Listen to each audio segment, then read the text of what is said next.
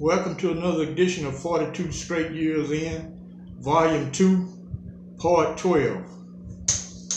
On my crackhead update, my old homeboy stopped by this morning I knew from Ramsey unit. He smokes also, but he got a place to live. He lives in some high rises right down the street from me. He needed a quarter to buy him a 40 ounce. So me and him shook hands and chit-chatted, and he walked on down to the store and got his 40. Sometime I give him a ride back to his house, sometime I don't. All right, y'all, get your shanks out. Let's get ready to ride. Let's ride, y'all. Y'all ran into my boy, Lion Willie again. I gave him a ride. I took him to West Dallas. That's where he live at. You know, he's a lying scoundrel. That's just what he do. But one good thing I can say, he did offer me a place to live. He told me once before, he said, "Hey man, you ever need somewhere to live? You're welcome in my house. Just feed yourself. I'll pay all the bills." So he did offer help. And he's only getting SSI. And he on Section 8 housing and $16 a month food stamps. That's all he's got. And he do little odd jobs here and there to make him some extra money. But he did offer me a place to live. That's more than what a lot of people did. They ain't gonna offer you shit. And I was giving him a ride. I'd be damned, he didn't start lying about my damn car. He said, "Man, there's some big ass rims on there. How much them rims cost you?" I said, "Hell, they came from the factory. I got factory 22s. They come from the factory like that."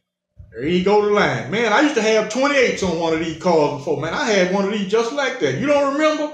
You don't remember seeing me riding in it?" I said, "No, man. Yeah, I damn sure had one." In the penitentiary one day, we was at Eastham out on the rec yard, and they had smuggled some wine through the window on the north end rec yard, and he got drunk. Boy, and the lies started to flying. He said he had a helicopter. He used to go to South Dallas to score his dope. The helicopter be hovering, and he climbed down the rope to the dope house, get his dope, and go back up in the helicopter. He said, "Man, that's why I ain't never get busted. I was scoring my dope in my helicopter." So we was riding. I asked him, I said, "Say, you remember that helicopter you was telling us about on Eastham?" He said, "Man, I sold that motherfucker for $2,500. I said, "Man, that helicopter cost over $1 million. He said, "Man, I got 18 kids, man. Child support was killing me. I didn't want them to lock me up, so I sold my helicopter." There's no end to this man's stories. He don't mean nobody no harm. He really a good dude at heart. He just lie like a motherfucker. Ain't nothing you can do about that. You want to have a good laugh? Well, he's the guy gonna brighten your day. And another incident happened at Eastham. I worked at night. The outside Eastham had 6 gun towers. My job at night was to go out, clean them, and put ice in it so they won't run out of ice. And some guards will be so paranoid because they got all them fucking guns in there, especially the one out at the back gate. They got automatic weapons, ton of AR-15s. They got all type of weapons. They say, "Oh no, just hand me the supplies. I clean it up myself." But some of them was come down out of the pick and unlock the door and let me right in with all these fucking guns. But anyway, I had finished and showered, and that particular morning I was gonna go eat breakfast because I would finish up about 2 o'clock in the morning, take me a shower. By the time I can shower and dress and all that, it's almost breakfast time. So I was going to go ahead and eat breakfast. And had this drunk ass fucking guard. He was working the desk where the PA system is. So he decided to play a joke on all the inmates at the Eastham unit. He got on the PA system and said, "Attention all Eastham inmates. You are being released. Pack your property. You are being released." Man, all them guys got up, started talking and hollering over the other cell blocks. You could hear all this fucking noise, eating the guys down in cell. So I went down by the cell block I lived on, which was S-Line. That's on the north end of Eastham. And I got him to open the door, and I went in. I eased up to my cell partner. I said, hey, man, it's just a joke these fools playing, man. Don't even worry about it. You remember I was telling you in one video about this guy that was a preacher who fell in love with the punk. Anyway, he went to preaching. I told you men I was going to deliver y'all. You got to trust the word of God. I am his messenger, boy. And they all some went to holler, brother, I'm sure glad they trying to get out one of them live centers. Eastham got some big ass fucking sentences at that prison. And man, they was waking up, getting their property. Hey man, meet me. I was listening to some fools talk. Hey man, I know where we can go hit us lick at, man, and get us some money. I mean, the whole fucking prison waking up. Guys say, hey man, I'm gonna leave all this shit. I'm just gonna take my photo album and my letters and shit. That's it, man. I'm gonna leave the rest of this crap. Guys start to banging. They want property bags so they can tote their stuff out. And guys down in Said go to banging. And the warden house is on the south end. It's close to the south end. He can hear all that fucking banging over at his house. So he called over to the fucking prison and asked the night lieutenant what the fuck is going on. The lieutenant was up in the front office. He didn't even know this clown done pulled this shit. He just thinking somebody's sick or some bullshit happening. They banging on the fucking doors. So the lieutenant come out and check on it. Found out this clown and played a joke on everybody. He said by executive order of the President of the United States, all inmates in the United States are being released from prison. Every one of y'all, pack your property. It sounded convincing, but he was drunk as hell. So the warden came over. He was mad and a son of a bitch.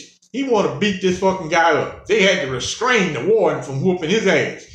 So he told him, you fired. Get your ass off my unit. Get the hell away from here. And later on, they started hollering, get ready for chow. Get ready for chow. Guys started getting puzzled. Man, we supposed to be leaving here. These guys want out so fucking bad.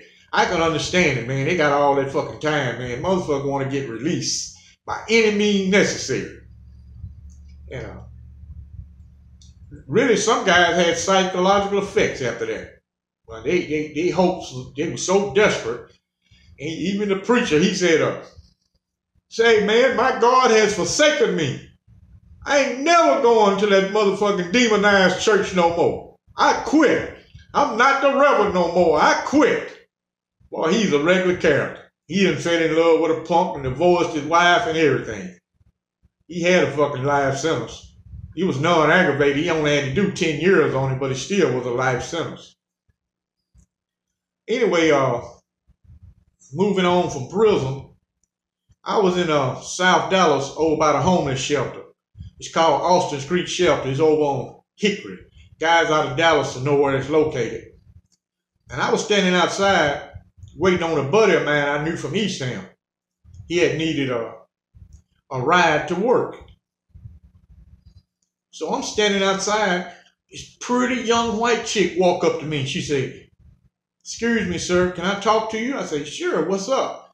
She said, say, man, I'll be with you if you take care of me. I said, man, how old are you? She said, I'm 19. Man, at first I thought she worked there. I said, man, this pretty young chick is in a damn homeless shelter. She said her parents put her out of the house. She didn't smoke cigarettes, she didn't smoke weed, and she didn't drink. I don't know what the hell she did with her parents, but they put her out. I think Dallas, she told me Dallas police brought her to that shelter because she just roaming around, didn't know where to go. And she lived out in deep North Dallas where the people got money live. And at the time, I'm living from motel to motel, so I can't support no more dead weight. I got enough problems surviving on my own. So I'm looking at how pretty she is, and she in here with most of all them old black chicks live at this shelter, even some of the white ones. Hell, they been to prisons, they crack smokers, meth heads, they on the street selling sex. A lot of the guys there, 3/4 of the men live there. It's a big ass shelter, hold about 500. They all been to prison before. So only thing they gonna do with a pretty chick like this is to put her on the track. Now old school chicks gonna try to turn her out because she got the potential to make some money, and their old ass, they done hit the wall. They past menopause. Ain't nobody finna give them no grand theft money. But this young pretty white girl, she'll be able to make some money. So I was thinking, I said, man, it's got to be some kind of way I can help this chick out. So I told her, I said, hey, man, you got to know how to use your looks to get ahead. She said, I be asking people to help me out, but most of the people ain't got no money. They just want sex. I said, I tell you what, go in there and put on your best looking fucking clothes. And since it was warm, I said, you got flip-flops? She said, yeah, I got some. I said, go in there and get dressed. Get pretty, put some makeup on, because she already pretty as hell. So she came out. I didn't have a plan. All I could think about was taking her to one of these office towers downtown where people got good-ass fucking jobs. So I took her to a Bank of America tower. That's the tallest building in Dallas with the pretty green lights that you see on all the pictures of downtown Dallas. So I took her there. I said, hey, we're going to start at about the 15th floor.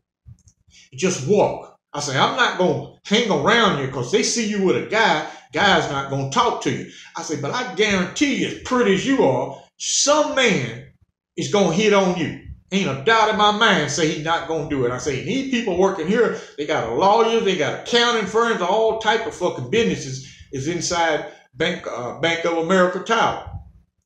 So we went inside. She took out scrotum. Came back, got on the elevator from the 15th floor. I said, fuck it, let's go up to the 20th floor. So she got out, just walked around. I said, man, act sexy. Act like you lost. Hell, I said, I know men, they going to talk to you.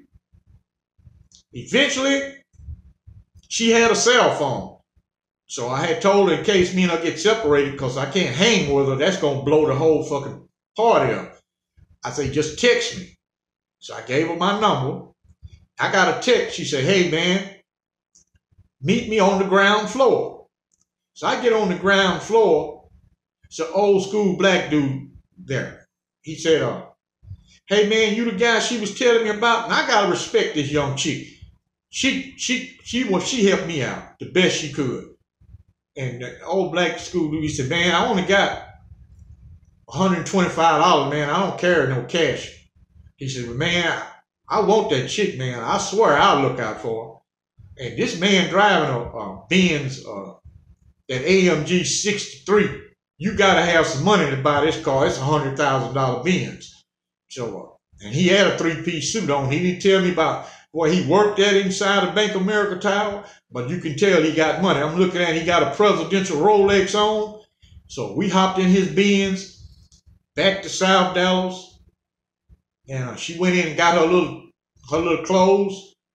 She burned off with an old school black cat and arrived in a Benz. All them old chicks were looking at her. She done come up. I don't never know what happened to her. I would text her here and there. I never get no response no more, so I don't know how that turned out. But it's life in the fast lane.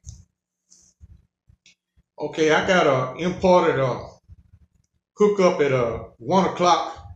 I got an interview and see how that turns out.